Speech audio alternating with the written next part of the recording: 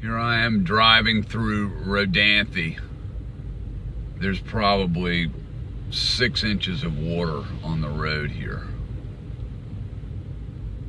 The Outer Banks, over the course of the last 2 weeks, has had about 20 inches of rain from what I understand. It's totally underwater.